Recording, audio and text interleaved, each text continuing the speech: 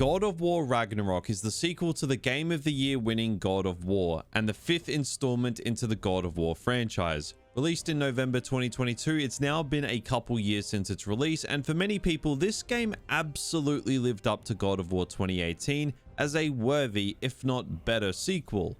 But it also has its detractors as well. The hype for this game's release was absolutely massive. It sold absurdly well. It didn't win Game of the Year though, like its predecessor did, but Christopher Judge did win Best Performance for his role as Kratos as a consolation prize, I guess you could say.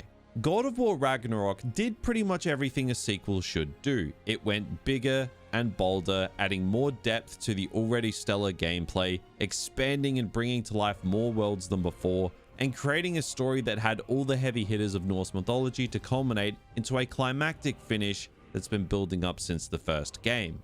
Although the ambition of Ragnarok undoubtedly worked to the game's benefit at times, I would argue that its ambition is also why it has flaws its predecessor never had. Now, you guys seem to really like my retrospective on God of War 2018. Make sure you check it out if you haven't already. So I figured it's time. It's time to take a look at Ragnarok. We're going to dive deep into the story, the characters, the gameplay, and the worlds of Ragnarok to see if this game was better than its predecessor or if it really did fall short. But before we do, a quick word from today's sponsor. This video is sponsored by War Thunder. War Thunder is the most comprehensive vehicle combat game ever made. You can join over 70 million players in PvP battles for free on PC, PlayStation, Xbox, and mobile devices. With a crazy amount of content to discover, you can put yourself into super immersive combat with detailed vehicles, realistic graphics, and also authentic sound design that puts you right there in the action. War Thunder features over 2,500 tanks, planes, helicopters, and ships across 10 nations, ranging from 1920s bioplanes and armored cars to the fighter jets and tanks of today. The game also features one of the most sophisticated vehicle damage models that I have ever seen in a video game. Vehicles are modeled down to their individual components such as fuel tanks, engines, weapons, and crew, and all of them are susceptible to damage or disabling from enemy fire, and different types of armor, shells, and missiles behave like their real-life counterparts, so you can expect realistic results. There is also in-depth customization featuring a comprehensive customization system featuring cameos, historical markings, decorations, and even community-created ones as well. Now, I absolutely love using the tanks in War Thunder. They are by far the easiest and definitely mask how bad I am at the game. They really do pack a punch, and like I said, they shield the fact that I suck at the game. Now, you can pick up War Thunder for yourself using my links in the pinned comment or video description. New players and those who haven't played in 6 months will receive a bonus pack on PC and consoles, which includes multiple premium vehicles, the exclusive vehicle decorator Eagle of Valor, 100,000 Silver Lions, and 7 days of premium account. So get in quick as it's only available for a limited time, and of course a big thank you to War Thunder for sponsoring the video.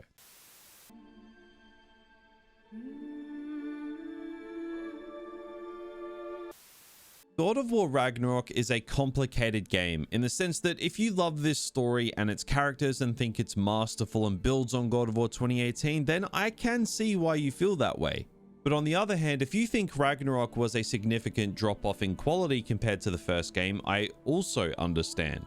For context, I think God of War 2018 was a beautifully crafted story with a lot of strong visual storytelling and layers of subtext behind the dialogue that allows you to analyze and dig deep on the characters. Ragnarok, I feel, regressed in this sense with its story and characters, taking a tell don't show approach to many aspects of the story. I also think overall Ragnarok somehow manages to be both climactic and anticlimactic at the same time. Now, I know some of you are probably thinking that, oh yeah, this guy's about to tear the story and characters to shreds for the next 30 minutes, but that's not really the case. I think this is still a very good story with great characters, and I overall do really like it, but I'm probably just a little harsher on this story because of how good God of War 2018's was. And I do hold this game up to the same standards, which naturally makes me more critical when I notice certain trends in the writing and certain issues that come up.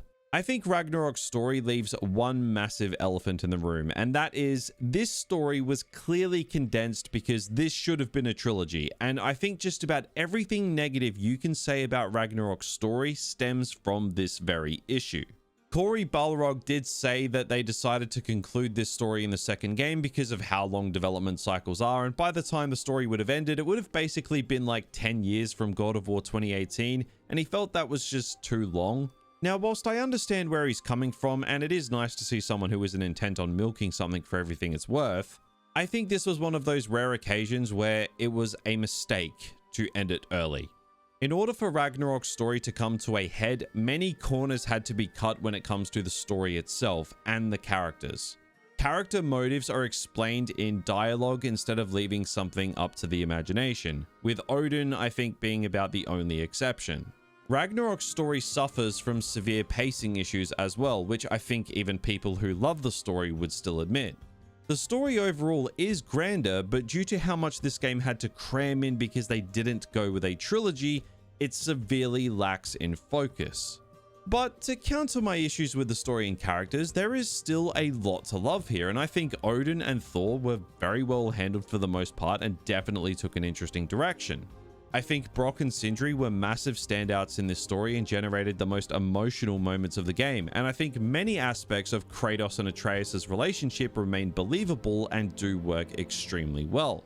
And I think that massive twist with Tyr was well done and certainly did catch me off guard. Like, there is a lot to love here, but as I've made it clear thus far, there are issues. Now, when I make these videos, I tend to painstakingly recount the story and branch off with my analysis as I go, but I kind of want to go about this one a little differently. There are direct issues and praises I have with this story, and I want to address them head on instead. So let's dive into the nitty-gritty of the story and characters of Ragnarok. God of War Ragnarok's story is essentially just picking up where God of War 2018's left off, but a few years later. Atreus is now a rebellious teen, Kratos a softer father figure, but due to the death of Baldur, it was prophesied that his death would bring about Ragnarok. And this game's story picks up during Fimbulwinter, which is a prelude to the events of Ragnarok. So the story sets us off on a journey to stop it. Across the story, we explore themes of parenthood, letting go, fate, choice, and forgiveness. There are a lot of overarching themes in this game, which is actually part of my problem with it. This story tries to do a lot. It tries to balance a million different things, and in the process, it loses focus, which is essentially the polar opposite to God of War 2018.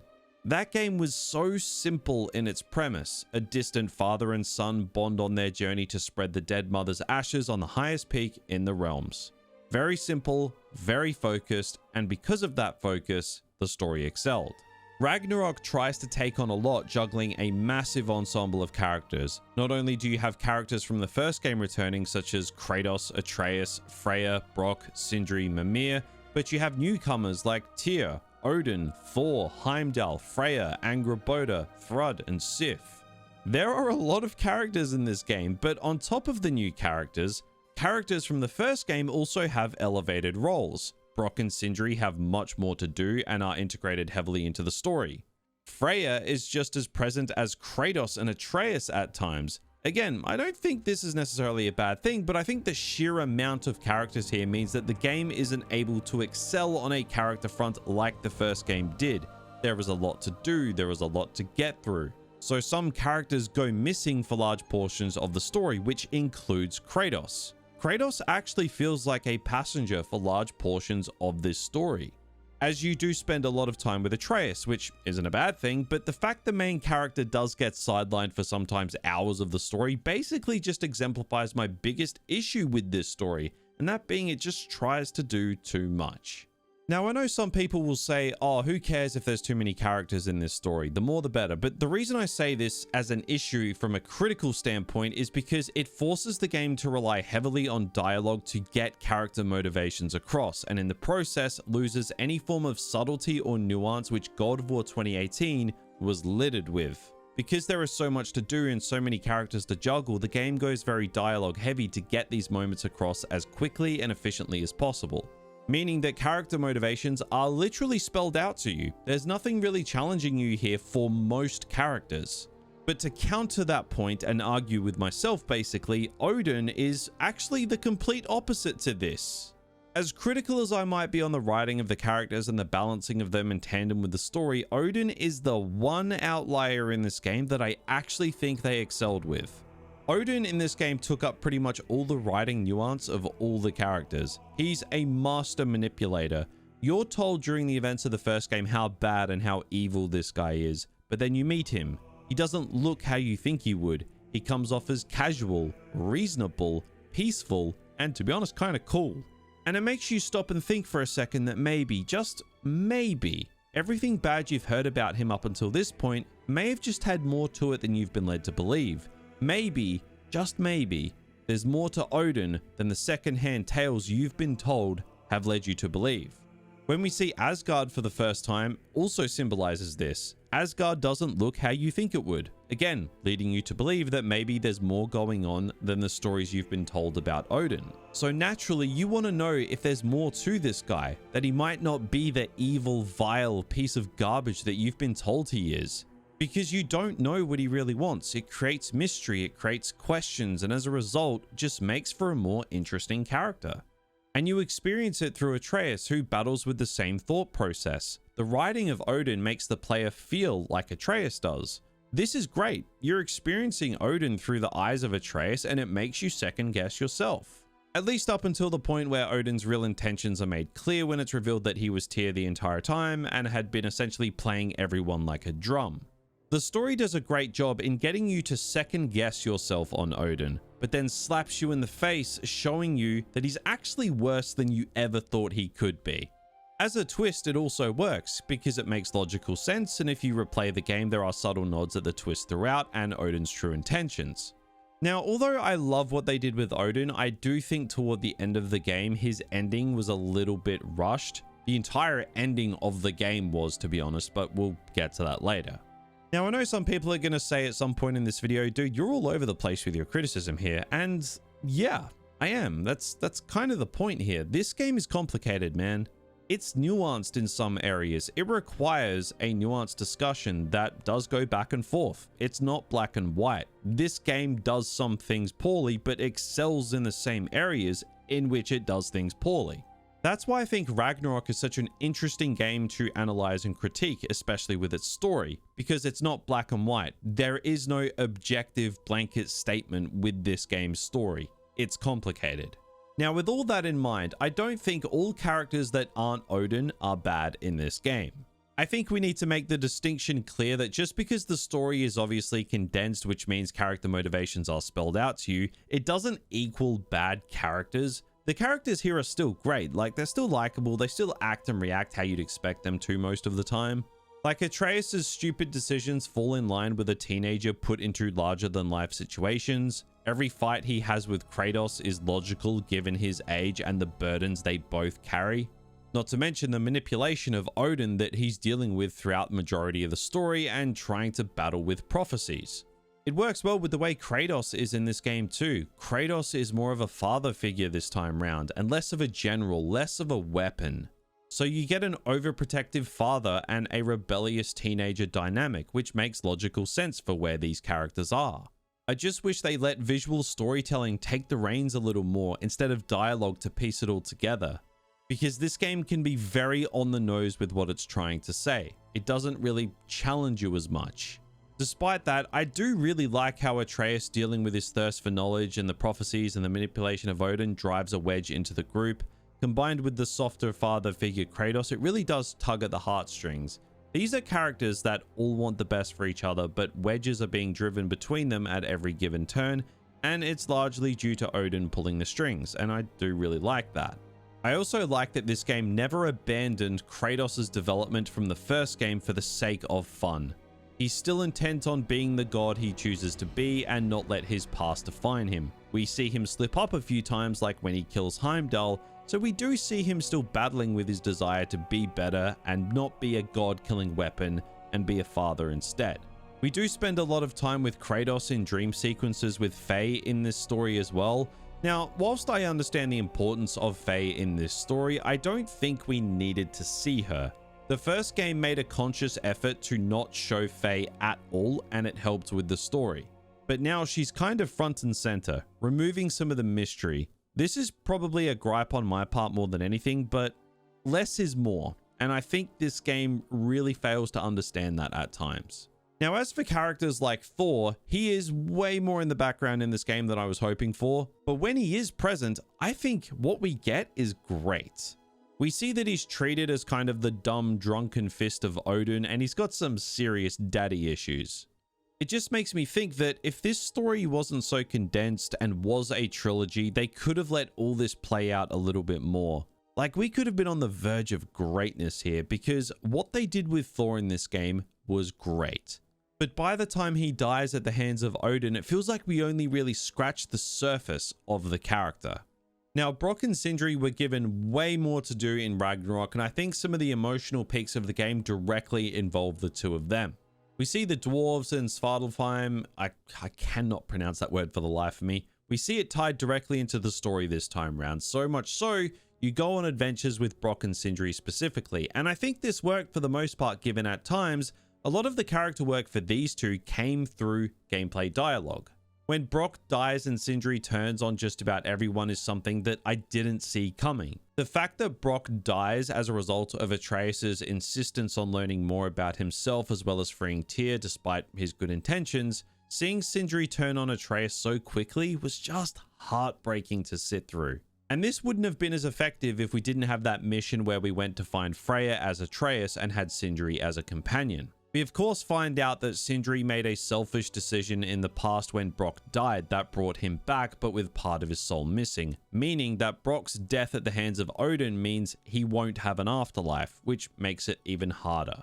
It also makes it more understandable as to why Sindri is completely destroyed and unable to forgive after his brother's death. He goes from a comedic relief character to a completely broken character, like it's heartbreaking. And even Mimir gets some great character work in this game. You have that optional mission of freeing a giant creature, and it helps flesh out Mimir's past before he was imprisoned by Odin. Like, this game does its best to give each character a moment at the bare minimum. Despite juggling too many characters for the story's own good, they do at least make an effort, and I can appreciate that. Now, as for more story elements, I think one of the biggest issues of Ragnarok's story is without a doubt the pacing. You can often feel like the story is going a million miles an hour and then it will just ground to a halt because you spend 2 hours picking fruit on the back of a yak with Atreus. Now, whilst I'm not ignorant to the importance of Angrboda and the murals in the Ironwood section of the game, as it is undoubtedly crucial to the story and Atreus as a character with the marbles holding the souls of the Jotnar and the prophecies and all that, it's all undoubtedly crucial to the story.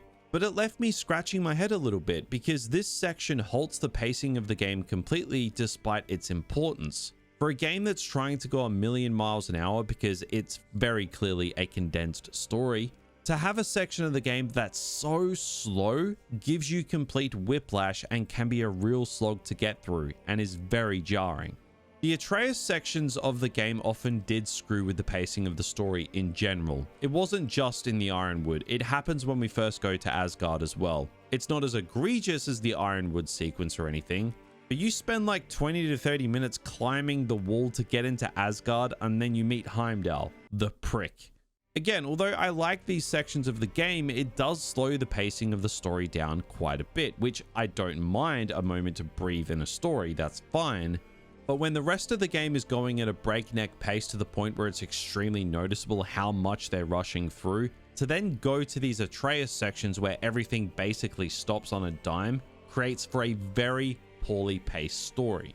Now, the ending of Ragnarok is obviously a pretty big deal, and by the end of the story, I was a little mixed on how I felt. The game does look like it's going the direction of Kratos or Atreus dying at the end, but nobody does. It kind of just leads up to this climactic battle. We fight around the battle on Asgard, we deal with Thor, we deal with Odin, and then it's just kind of over. A happy ending, which surprised me. You have Kratos wanting to be a father and the god he chooses to be throughout the game, but by the end, he's aided in bringing together armies to fight in Asgard. He's agreed to be the general to lead them into battle. It's kind of setting up as one last hurrah into battle for Kratos. Tie that in with the prophecies and Kratos' death is written on the wall, literally. But it doesn't go that way. The emotion of the story's ending comes from Kratos being as human as he's ever been, refusing to kill Thor, allowing Atreus to make major choices for himself that bear the weight of the world through lessons he learned through Faye. And once Atreus conceals Odin into a marble and it's then destroyed by Sindri, it pretty much all comes to an end. Kratos and Atreus have altered fate. They trust each other fully, and Kratos allows his son to follow his own path, saying that Loki goes, but Atreus remains within him.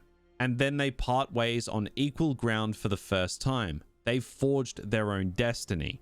This was just not where I thought this story was going to go, but it doesn't mean it's bad. I actually really do like this. I think it just would have been better served if the story took its time a little more to get to this point, but it works well enough as an ending. I just think this story ultimately lacks focus. It tried to take too much on, and in the process, a lot of the brilliant ideas that this game undoubtedly has just weren't fully realized. I think there is a masterpiece of a story somewhere in this game, and if it had 2 games to get through it all, I have no doubt it could have surpassed God of War 2018. But I think the decision to finish this story off in the second game was ultimately the beginning and end of its problems. What does work in this story is pure mastery, but what doesn't work was completely avoidable. For that reason, God of War 2018 remains the far better story in my eyes.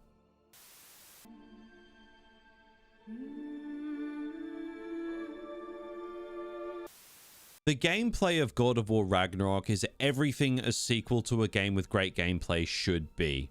Ragnarok's gameplay is essentially identical to the first game, but almost every key area was expanded on and improved. The reinvigorated God of War gameplay set in place in God of War 2018 is absolutely incredible. It was satisfying, it was fun, it was layered, and it's tough to master on high difficulties. Ragnarok echoes basically that same sentiment, but I will say on the combat side of the gameplay, Ragnarok is significantly easier than the first game. It's not a challenging gameplay experience unless you really crank that difficulty. I'm not even kidding when I say this. I think the puzzles in this game are actually harder than the boss fights. Now, the gameplay of Ragnarok generally has you traversing linear paths in which you encounter enemies and puzzles, all whilst finding chests and trinkets to gradually increase your XP and find new abilities and gear. Ragnarok took the RPG mechanics from its predecessor and expanded them. The gear and leveling system is robust with tons of gear to find and craft. Certain combinations with perks have genuine effect on the gameplay, and it all contributes to how your specific build works. Now, I do have a few gripes with this system. First off, the UI for the menus in this game is absolutely terrible. The skill trees, the crafting systems, the whole menus, it's awkward to use. I get lost in these menus even after putting 30 hours into the game. The first game's menus were so clear, so simple, so easy. This game's menus are a bit of a mess, to be perfectly honest. Also, another gripe I do have is the lack of a transmog system. So many times I'll need to equip certain gear because of the gameplay and stat benefits, but they just look absolutely terrible. And because there's no transmog system, you'll often find Kratos looks kind of stupid and mismatched because you simply need the stats and perks of the gear you've equipped. UI and transmog issues aside though, the hook of having leveling up your gear and equipment tied directly into exploration means that you can spend hours exploring these worlds trying to find new hidden areas, filled with chests and things to do. Now, I did mention in my God of War 2018 video that the story isn't even what hooked me with the game initially. It was actually the progression and how exploring to upgrade equipment for a more bombastic gameplay experience felt. That feeling is only enhanced with Ragnarok because the RPG mechanics were expanded, paired with the fact that exploring the worlds in Ragnarok is genuinely just more fun and faster than ever before. There were some excellent additions to the way we traverse the world here. It's a faster and more efficient experience. The addition of a grapple hook makes exploration feel more dynamic than it was previously. Also, the fact you can kick down chains for shortcuts now is honestly the most underrated addition in this game. You can just kick the chain down and move on with your day. You don't have to kick it down, get put into an animation where you start descending for you to just have to go back up halfway through. It's a small thing, but it's a major positive for the flow of exploring and unlocking shortcuts. Now, the way you engage in puzzles is definitely more expansive this time around, but I don't necessarily think that means the puzzles are better. The satisfaction of feeling like the smartest person alive after completing a puzzle in these God of War games is part of the experience. You know, you get stuck on a puzzle, you figure it out, and then you do the Billy Madison. I am the smartest man alive! But I often found I was just happier to have puzzles out of the way this time round at times. They do get creative with Freya and Atreus' arrow abilities to help solve them, but with puzzles specifically, before you even really get a chance to try and figure them out, Freya, for whatever reason, just straight up tells you what to do each and every time. Now, companions often do provide tips on how to solve puzzles, this isn't new, but Freya just straight up tells you what to do very quickly all the time. It's honestly really annoying. Now, there are also key new additions to the gameplay in Ragnarok, as there should be. The spear is a new weapon added to the game as a new option to go alongside the Leviathan axe and the Blades of Chaos. Now, I think the spear is fun to use in general, but I definitely found myself favoring the blades and axe over it at almost every given opportunity. But the spear is tied into exploration and puzzles, which is honestly where it got most of the use for me. Same goes with all weapons. They all not only serve a purpose in combat as you'd expect, but all of them help traverse the world in their own unique ways. Shields also play a more integral role in Ragnarok. Now, I never really explored the options with shields until I played through the Valhalla DLC, which, yeah, there is like a full-blown roguelike DLC in this game now, which is excellent, might I add. And it's there where I really explored the depths of the gameplay and discovered how tailor-made the shield setup can be to your character's build. You can have shields that focus more on defense, offense, and ones that are more parry-focused. Because I suck at timing parries, I went for the more defensive-based shield to absorb damage. Now, although I didn't play around with this as much as I should have, this, to me, is definitely a welcome addition to how you approach your build and adds an extra level to the combat. Now, you of course do have companions to assist in the core gameplay, whether that be exploring the worlds or the combat itself. This was essentially just carried over from God of War 2018 with small adjustments and polishing that you'd expect out of a sequel. Freya and Atreus aid Kratos in battle, and I wouldn't say they really overstep their bounds or get in the way. You of course have Brock and Sindri aid you on some adventures too. Their use is limited, but definitely appreciated. Now, elephant in the room, you play as Atreus a lot in this game, and to be honest, I really did enjoy it apart from the 2 hours you spend playing as Atreus on Jotunheim with Angrboda riding a yak, which we already touched on.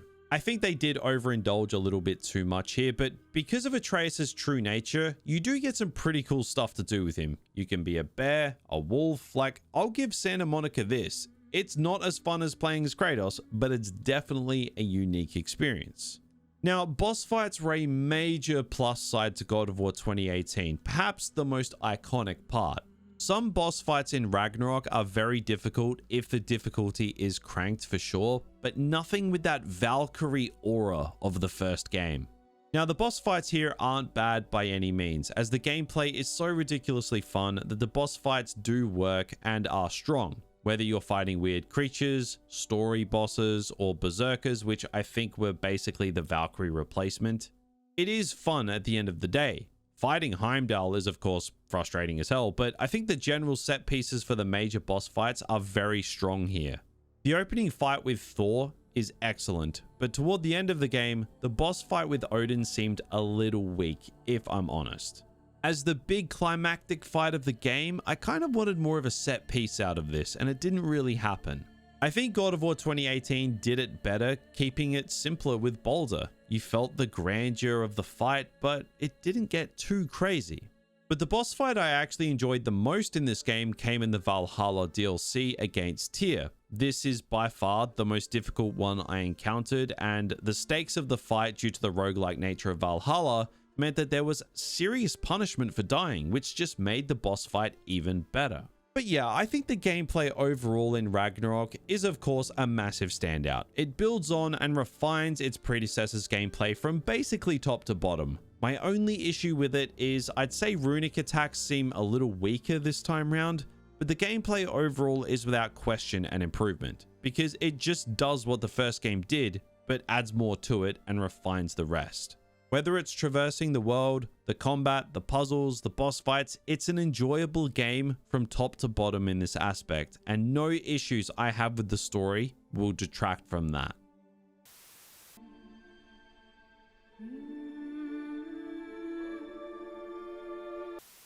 The worlds of God of War Ragnarok are extremely impressive. You of course have more of the same of what the first game built, but you can definitely tell it went bigger this time round. In the first game, you could get lost exploring for an hour or two, but dude, I had several occasions where I'd go down a linear path and end up lost exploring, uncovering secrets, finding new areas filled with boss fights and loot, and I genuinely get lost for about 6 or 7 hours just exploring.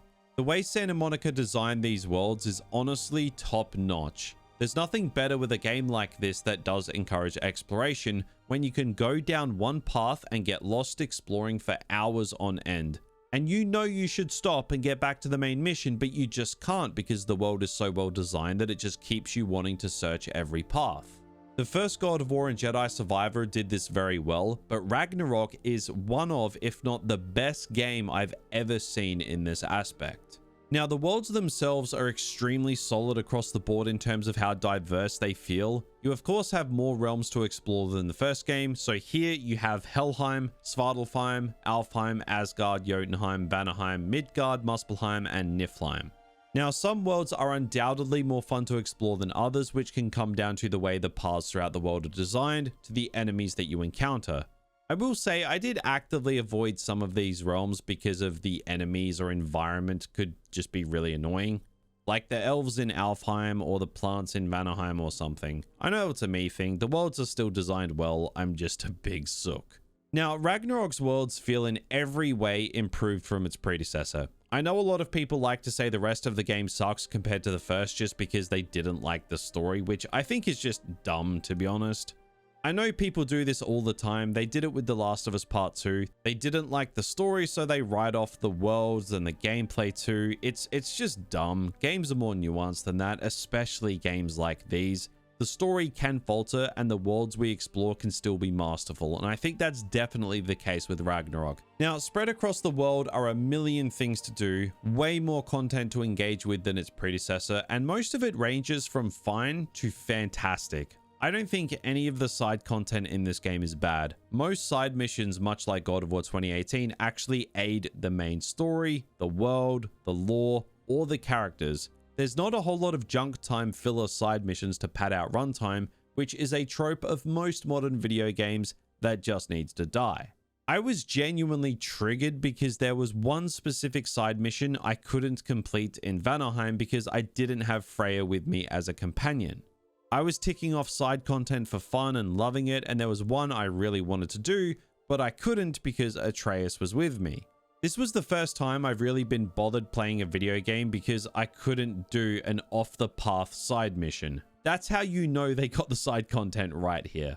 Now, that does raise a partial issue though. As some side missions are locked to your companion like the one with Freya, I feel there needed to be an option where you could switch companions on the fly for side content purposes. I ran into this Freya side mission just before I was about to finish the game, and I thought I'd potentially get locked out of it if Freya died in the climax of the story. Which obviously she doesn't, so there's no issue here, but with the benefit of hindsight, the fact the mission was companion locked, it kind of spoils her fate in the game because it basically means she can't die. Now, I did go and finish this once the main story was done, and it was a great mission, but the fact it was companion locked did bother me just a little bit. Now, the collectibles are essentially the same in this game as the last. You go around exploring the worlds, opening chests, completing puzzles, doing small and large side content. The busy work in this game is just as good as God of War 2018. The realms are overflowing with things to see and do, and the worlds do feel alive as a result. I absolutely love Midgard in this game, even though a lot of it is just what we got in the predecessor. The Fimbulwinter vibe you get from this realm's central location is unbelievable. Traversing the world with Sled Dog as the lake is frozen over with a frozen lightning strike straight down the middle, like the art direction and visual style of this game is just top shelf. What else can I even say about the worlds of Ragnarok? They are beautifully realized. It may be my favorite part of the game. They are well designed, they are a ton of fun to explore, and are a surefire way to sink hours and hours of exploration into. Across the board, I think Ragnarok did one up its predecessor when it comes to the worlds and exploration of them, which is exactly what a sequel should do. So, God of War Ragnarok, it is one hell of a game. Even though the story does stumble in certain areas, taking on too much for its own good, it's still a more than worthy sequel to its Game of a Generation predecessor. It didn't win Game of the Year like God of War 2018, but to be fair, nothing was beating Elden Ring in 2022, let's be honest. But don't let that fool you into thinking this is a failure of a game, because it's not. As I said, the story was too ambitious for its own good and did suffer from condensing the story and abandoning what should have been a trilogy. But the gameplay expands and refines the already stellar gameplay of its predecessor, and the worlds follow suit, expanding to 9 realms and making them bigger and better with more to do than before. This may not be a game that tops its predecessor, but it's an absolutely worthy sequel in every sense of the word, and I can't wait to see where God of War goes next.